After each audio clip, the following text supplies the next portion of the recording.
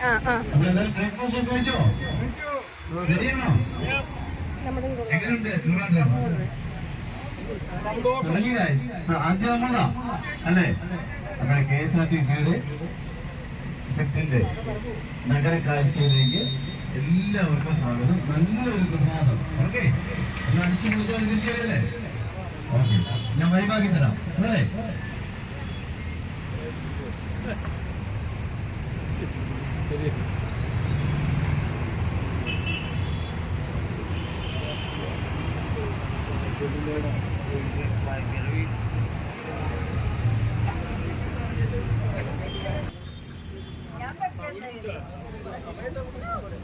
ക്ഷേത്രത്തിൽ കയറിയായിരുന്നോ? കയറിയില്ല. ഓക്കെ, ക്യൂവില് ചെന്നിരുന്നോ? അങ്ങോട്ടേക്ക് പോയതേ ഇല്ല. ശരി, കാണണമെങ്കിൽ ഏറ്റവും കുറഞ്ഞത് ഒരാളും ഇല്ലെങ്കിൽ നമുക്ക് മിനിമം 1 മണിക്കൂർ 1 അവർ എങ്ങനായാലും നമുക്ക് തിരിച്ചെത്തിയിട്ട് അവിടെ പോകാനാണ് ഉദ്ദേശിക്കുന്നത്. ഓക്കെ, തിരുവനന്തപുരത്തെ പത്മനാഭസ്വാമി ക്ഷേത്രം കാണണമെങ്കിൽ നമുക്ക് ഒരു ദിവസം മൊത്തം ഉണ്ടായാലും നമുക്ക് സാറ്റിസ്ഫൈഡ് അല്ല നമ്മള്. ഓക്കെ, അത്രയ്ക്ക് മനോഹരമാണ്. അതിനകത്ത് കാണാനും അതിനകത്തുള്ള കാര്യങ്ങൾ അറിയാനും ഒരുപാടുണ്ട്. അപ്പോഴ് മിനിമം 1 മണിക്കൂറെങ്കിലും നമ്മള് ഒരാൾ പോലും ഇല്ലാതെ നമ്മൾ ഡയറക്റ്റ് ഭഗവാനെ കാണാനായിട്ട് പോവുകയാണെങ്കിൽ 1 മണിക്കൂറെങ്കിലും നമുക്ക് വേണം മിനിമം. അതിനകത്ത് കയറി ദർശനം കണ്ട് തിരിച്ചിറങ്ങി വരുന്നത് മാത്രം. പിന്നെ ക്യൂ ഉണ്ടെങ്കിൽ ഡിപ്പെൻഡ് ഓൺ ക്യൂവിനനുസരിച്ചിരിക്കും. 2 മണിക്കൂർ 3 മണിക്കൂർ. ഞാനൊക്കെ കാണുന്ന 4 മണിക്കൂറൊക്കെ നിന്നിട്ടാണ് ഞാൻ ഭഗവാനെ കണ്ടിട്ട് വരിക. അവിടെ നല്ല ഒരു ആംബിയൻസ് ആയിരിക്കും നിങ്ങൾ കണ്ടിട്ട് ഇറങ്ങുമ്പോൾ തന്നെ. അതിന്റെ ഡീറ്റെയിൽസ് ഒക്കെ ഞാൻ തിരിച്ചു വരുമ്പോൾ അവിടെ എത്തുമ്പോൾ പത്മനാഭസ്വാമി ക്ഷേത്രത്തെ കുറിച്ചൊക്കെ പറഞ്ഞു തരാം. ഇപ്പൊ നമുക്ക് ഈ പോകുന്ന വഴിക്കുള്ള ബാക്കിയുള്ള കാര്യങ്ങളൊക്കെ പറഞ്ഞ് പോകാം. മേളിലിരുന്ന് കാണുന്നതായിരിക്കും ഏറ്റവും കൂടുതൽ നല്ലത്. പരമാവധി മേളിലോട്ട് ആളുകൾ ഇരിക്കാമെങ്കിൽ ഏറ്റവും സൗകര്യമാണ്. തീർച്ചയായിട്ടും പ്രാർത്ഥനയോടുകൂടി തന്നെ നമുക്ക് തുടങ്ങാം. ആരാ പ്രാർത്ഥന പാടുന്നത്?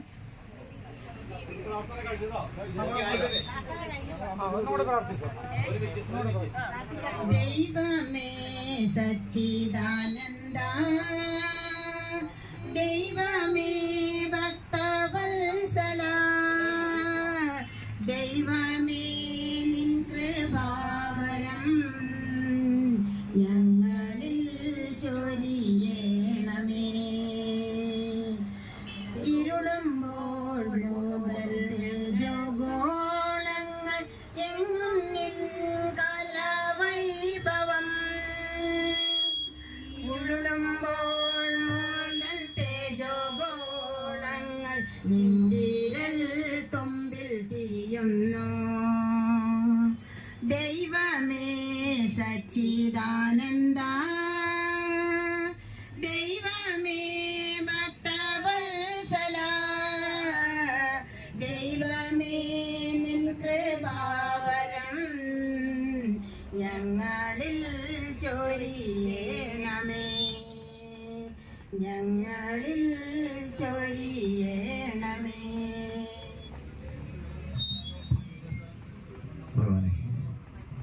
നമ്മുടെ വലതുവശത്തായി കാണുന്നതാണ് നമ്മുടെ ഭരണസിരാ കേന്ദ്രം, സെക്രട്ടേറിയറ്റ് ആണ് നമ്മുടെ വലതുവശത്തായി കാണുന്നത്. ഇത് തിരുവിതാംകൂർ രാജവംശം അവരുടെ മാസത്തിലൊരിക്കൽ നടക്കുന്ന ദർബാർ കൂടുന്നതിന് വേണ്ടി നിർമ്മിച്ച ദർബാർ ഹാളാണ് ഇന്ന് സെക്രട്ടേറിയറ്റ് ആയിട്ട് പ്രവർത്തിക്കുന്നത്. നമ്മുടെ മുഖ്യമന്ത്രിയും വകുപ്പ് മന്ത്രിമാരുടെയും ഓഫീസ്, അവരുടെ കാര്യാലയമാണ്. ഈ ദർബാർ ഹാൾ നിർമ്മിക്കാൻ ചുക്കാൻ പിടിച്ചത് നമ്മുടെ അന്നത്തെ ദിവാനായിരുന്ന മാധവറാവു. അദ്ദേഹത്തിന്റെ പ്രതിമയാണ് തിരുവനന്തപുരത്ത് ആദ്യമായി പ്രതിഷ്ഠിച്ചത്. അത് ഇവിടെ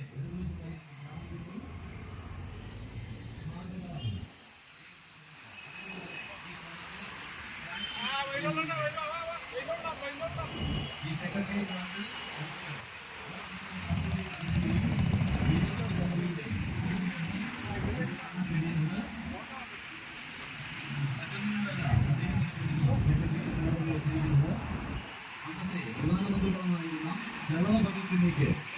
ഏറ്റവും ചുരുങ്ങിയ സമയത്ത് എത്തുകയും അതേ വേഗതയിൽ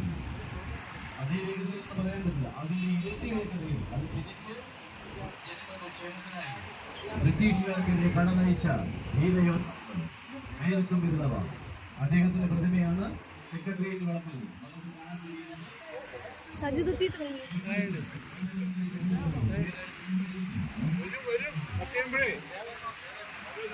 വരും.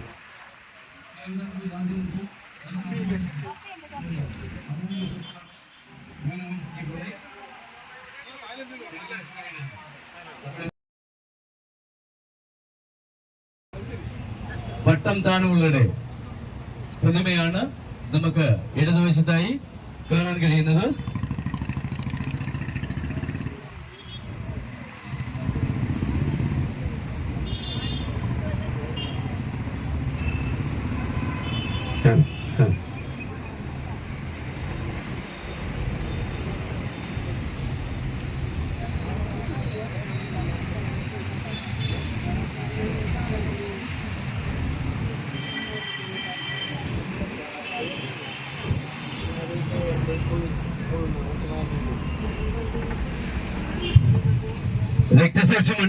രക്തസാക്ഷി മണ്ഡപമാണ് ഇടതുവശത്തായി കടന്നു വരുന്നത്. രക്തസാക്ഷി മണ്ഡപം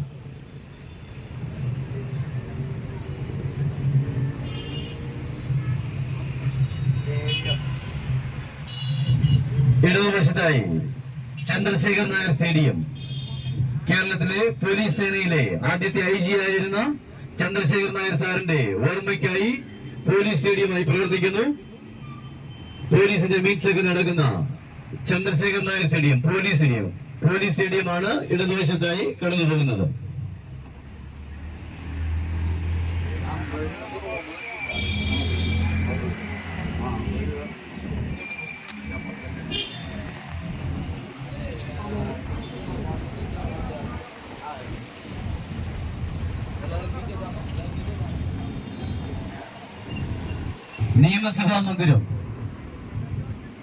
നിയമസഭാ മന്ദിരമാണ് ഇടതുവശത്തായി കാണാൻ കഴിയുന്നത്. ലെജിസ്ലേറ്റീവ് അസംബ്ലി, നമ്മൾ വോട്ട് ചെയ്ത് ജയിപ്പിക്കുന്ന MLA-മാര് ക്യാബിനറ്റ് മീറ്റിംഗും ബജറ്റ് സമ്മേളനവും ഒക്കെ നടത്തുന്ന നമ്മുടെ നിയമസഭാ മന്ദിരമാണ് ഇടതുവശത്തായി കാണാൻ കഴിയുന്നത്. ഇത് മുൻകാലങ്ങളിൽ സെക്രട്ടേറിയറ്റിലായിരുന്നു പ്രവർത്തിച്ചിരുന്നത്. തൊട്ടടുത്തായി നിയമസഭാ മ്യൂസിയവും കാണാൻ കഴിയും. അതിന് തൊട്ട് ഒരു സൈഡിലായി KTDCയുടെ ആദ്യകാല ഹോട്ടൽ മസ്കറ്റ് ഹോട്ടലാണ് തൊട്ട് മുന്നിലായി കാണാൻ കഴിയുന്നത്. മസ്കറ്റ് ഹോട്ടൽ KTDCയുടെ ആദ്യകാല ഹോട്ടൽ. ഇടതുവശത്തായി ഒരു റോഡ് പോകുന്നുണ്ട്. ഇത് തിരുവനന്തപുരം മെഡിക്കൽ കോളേജിലേക്ക് പോകുന്ന വഴിയാണ്. അവിടെ ഇടതുവശത്തായി നമുക്കൊരു വെള്ള ബോർഡ് കാണാൻ കഴിയും. 2024 എഴുതിയേക്കുന്ന ആ ബോർഡ്, അതാണ് പ്ലാനറ്റോറിയം. സൗരപഥം നമ്മുടെ സ്ക്രീനിൽ മിന്നിമായുന്ന നമ്മുടെ സൗരപഥം എന്തെന്ന് നമ്മളെ അറിയിച്ചു തരുന്ന ചിത്രീകരണങ്ങളുള്ള പ്ലാനറ്റോറിയം. ഇടതുവശത്തായി നമ്മുടെ സത്യം മാഷ്, നമ്മുടെ അന്തരിച്ച സത്യം മാഷ് അന്തിയുറങ്ങുന്ന സ്ഥലമാണ് ഇടതുവശത്തായി കഴിഞ്ഞു പോയത്.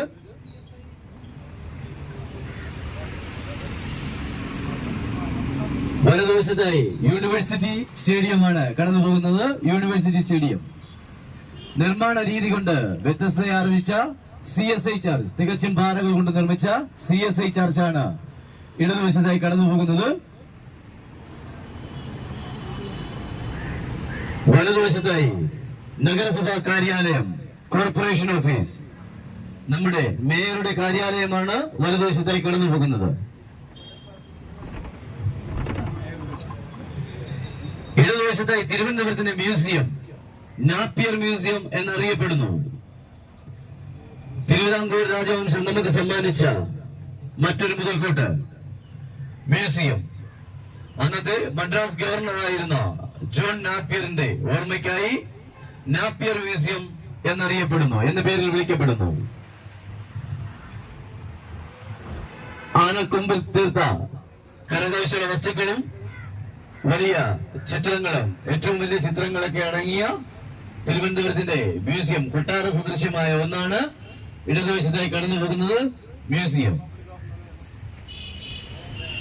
വലതുവശത്തായി പബ്ലിക് ഓഫീസ് കാണാൻ കഴിയും.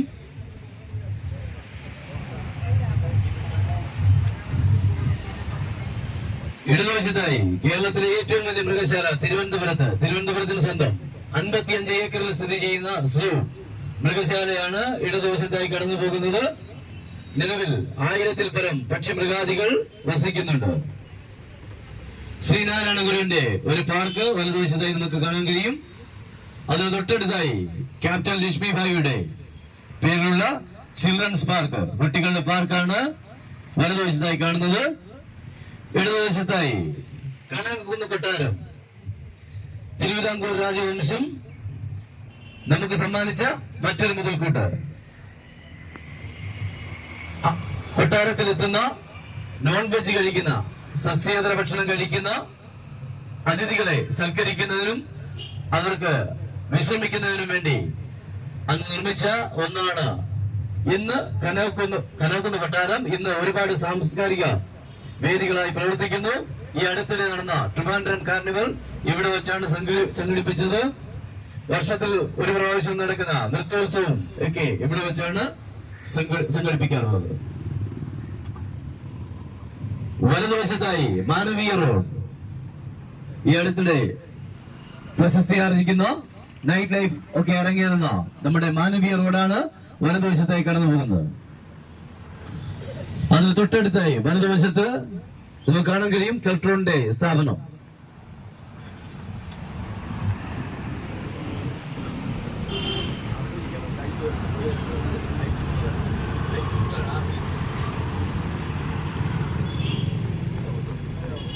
ഉണ്ടാവില്ല, അതിനുവേണ്ടിയുള്ള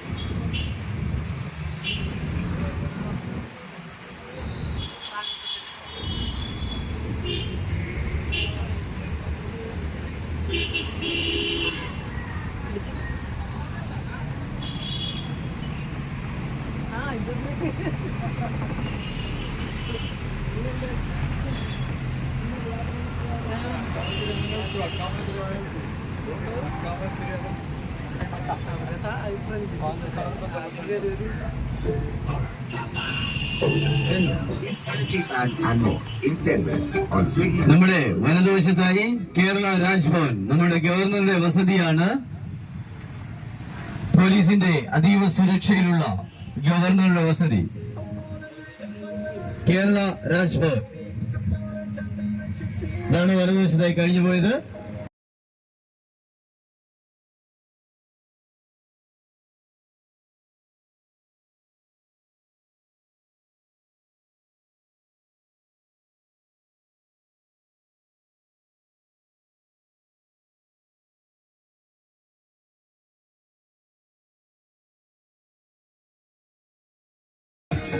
ട്രിവാൻഡ്രം ടെന്നീസ് ക്ലബ്, കവടിയാർ എന്ന് പറയുന്ന സ്ഥലത്താണ്. തിരുവനന്തപുരത്തിന്റെ മനോഹാരിത എന്തെന്നറിയാൻ കവടിയാർ സന്ദർശിച്ചാൽ മതിയാകും. വലതുവശത്തായി സ്വാമി വിവേകാനന്ദന്റെ ഒരു ഉദ്യാനം കാണാൻ കഴിയും.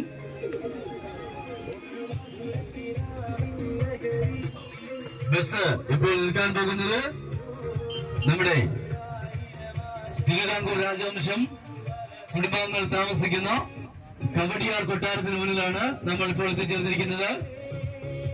കവടിയാർ കൊട്ടാരം ഇതാ വലതുവശത്തെ ആ ഗേറ്റാണ്, അതിന് തൊട്ട് മുന്നിലാണ്.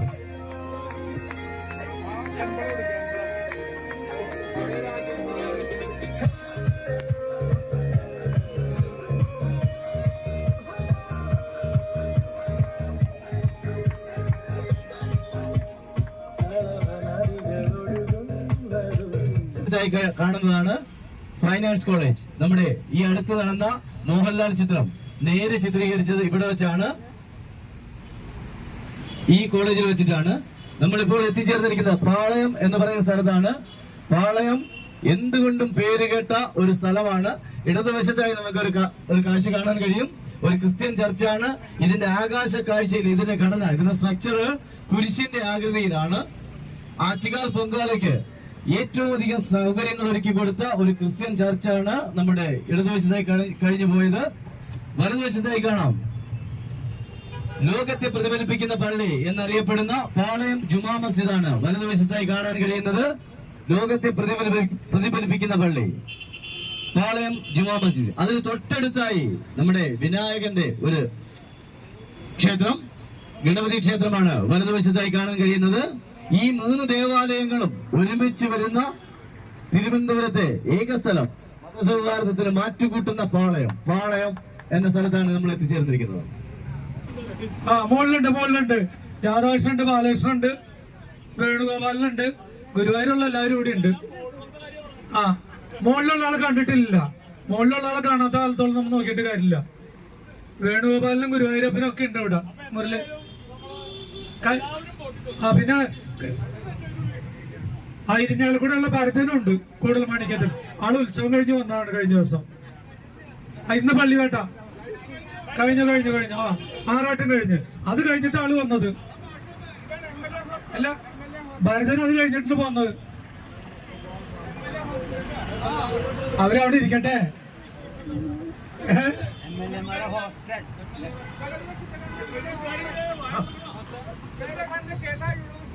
നേരെ കാണുന്നത് കേരള യൂണിവേഴ്സിറ്റി, റൈറ്റ് സൈഡിൽ കാണുന്നത് MLA ക്വാർട്ടേഴ്സ് ആയിരുന്നു.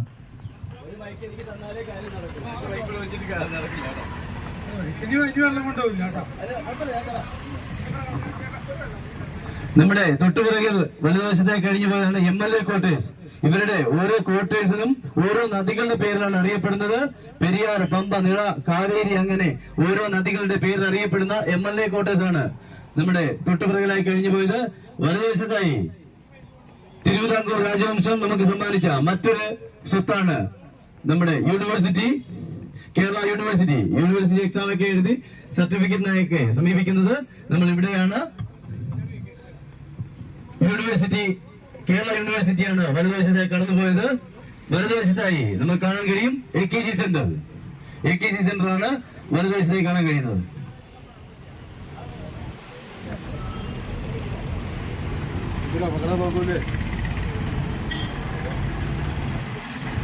അപ്പോൾ പാട്ടൊക്കെ കഴിഞ്ഞോ? പാടാൻ വയ്യ?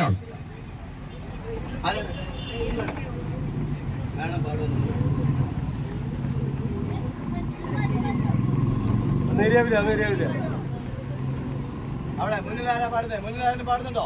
അവര് നന്നായി പാടും. അവരെന്നെ പാടിക്കോളൂ.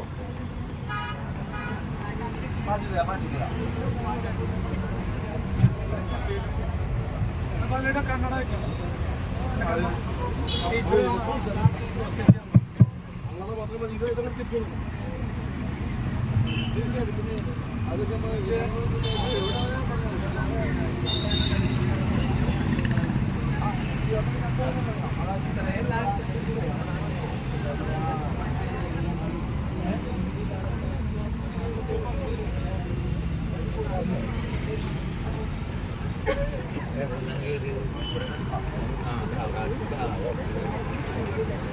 നേരെ മൊത്തക്കല്ലേ.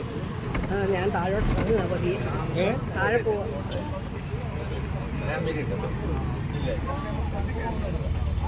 ആരോഗ്യമൊക്കെ എങ്ങനെയുണ്ട് ഇപ്പോ? ഇറങ്ങി വന്നോളൂ. ഫോട്ടോഷൂട്ടിന് വേണ്ടി ഇറങ്ങി വരും.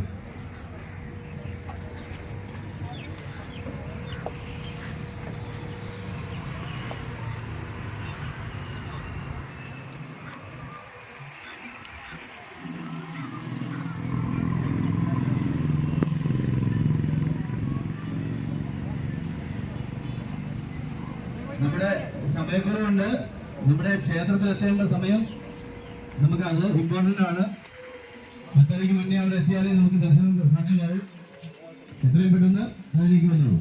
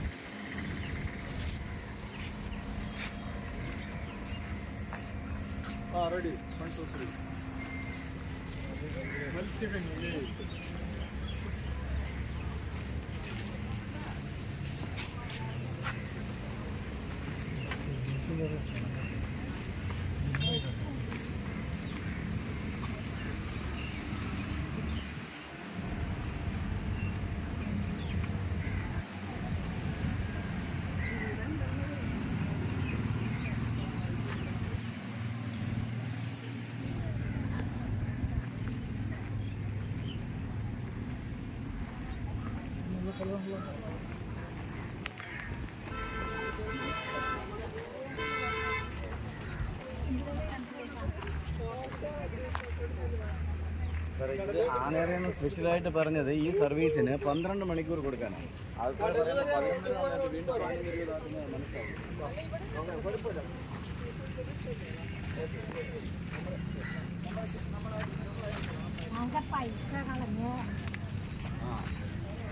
രണ്ട് പിന്നെയും പോന്നു.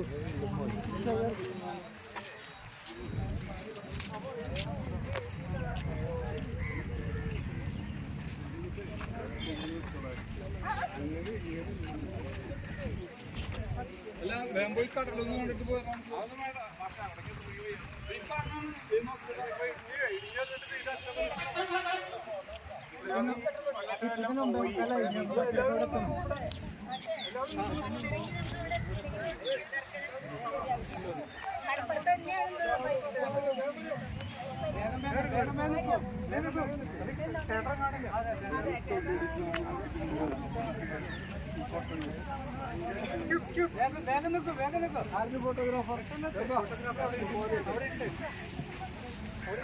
ജോസാറേ,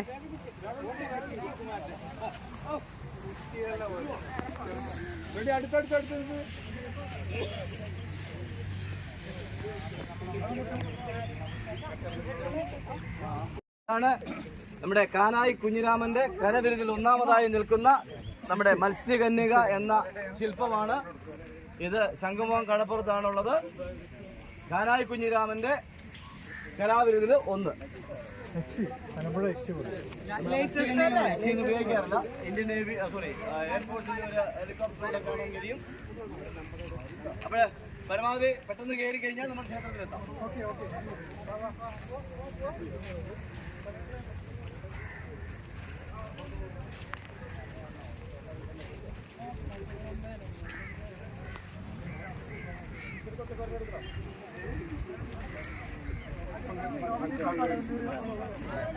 ഓരോ സ്ഥലത്ത് ഇതാണ് വ്യത്യാസങ്ങളുണ്ട്.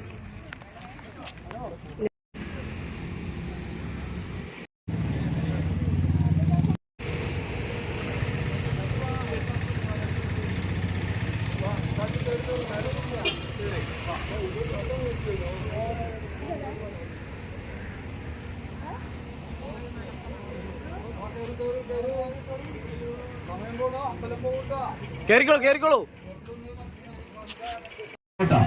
അതുകൊണ്ട് തന്നെ ഈ സ്ഥലത്തിന് കിഴക്കേക്കോട്ട എന്ന് പേര് വരികയും ഈ കിഴക്കേ നട നമ്മൾ താണ്ടി മുന്നിലേക്ക് ചെല്ലുമ്പോൾ വലതുവശത്തായി നമുക്ക് പത്മനാഭ തീർത്ഥം കാണാൻ കഴിയും. പത്മനാഭ സ്വാമി ക്ഷേത്രത്തിലെ കുളം പത്മതീർത്ഥം എന്ന കുളം കാണാൻ കഴിയും. ഇത് കഴിഞ്ഞ് നമ്മൾ അകത്തേക്ക് ചെല്ലുമ്പോൾ നമ്മുടെ നട തൊട്ട് ശ്രീകോവിലിനകം വരെ ഉള്ള ഇടനാഴികളിൽ 365 കരിങ്കൽ തൂണുകൾ ആണുള്ളത്. ഈ ക്ഷേത്രത്തിന്റെ പ്രത്യേകത എന്ന് പറയുന്നത് ലോകത്തിലെ സമ്പന്നമായ ക്ഷേത്രങ്ങളിൽ ഒന്നാണ്. ഇവിടെ നമ്മുടെ ശ്രീകോവിലിനകത്ത് ചെല്ലുമ്പോൾ നമുക്ക് കാണാൻ കഴിയുന്നത് നമ്മുടെ വിഷ്ണു ഭഗവാന്റെ പ്രതിമയാണ്. വിഷ്ണു ഭഗവാന്റെ ആണ് നമുക്ക് കാണാൻ കഴിയുന്നത്. അനന്തശയനത്തിലുള്ള വിഷ്ണു ഭഗവാൻ. നമുക്ക് ഈ വിഗ്രഹം ഒറ്റ നോട്ടത്തിൽ കാണാൻ കഴിയില്ല. 3 വാതിൽ കൂടി മാത്രമേ നമുക്ക് വിഷ്ണു ഭഗവാനെ ദർശിക്കാൻ കഴിയുള്ളൂ. ശിരസ്, നാഭി, പാദം, ത്രിമൂർത്തികൾ ഒരു കോവിൽ.